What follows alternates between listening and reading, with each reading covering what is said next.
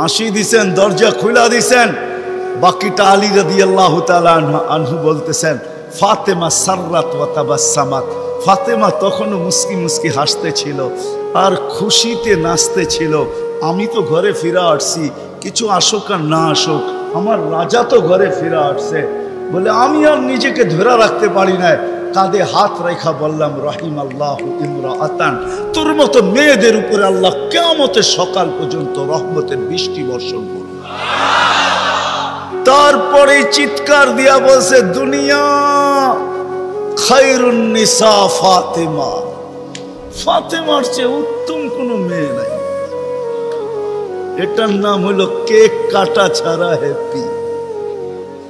আমরা তো কেক কাটো, আল্লাহকে রাজি করতে হবে। রাজি, আল্লাহকে রাজি করতে রাজি। কে কে রাজি দেখি? হ্যাঁ সত্য, নামান নামান নামান।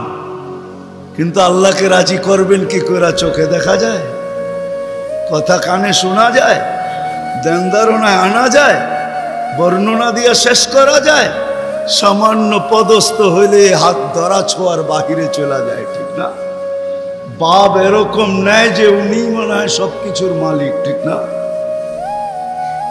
সামান্য পদস্থ হলে আল্লাহ তো আল্লাহ না, আল্লাহ তো রহমান, আল্লাহ তো রহিম, আল্লাহ তো মালিক, আল্লাহ তো কুদ্দুস, আল্লাহ তো সালাম, আল্লাহ তো মুমিন, আল্লাহ তো মুহাইমিন, আল্লাহ তো আজিজ, আল্লাহ তো জব্বার, আল্লাহ তো মুতাকাব্বিরুল খালিকুল বারিউল মুসাব্বিরুল গফফারুল কহ্হারুল ওয়াহ্হাবুর রাজ্জাকুল ফাত্তাহুল আলিমুল কাবিজুল বাসিতুল খাফিজুর রাফিউল মুইজ্জুল মুযিল্লুস সামিউল বাসীরুল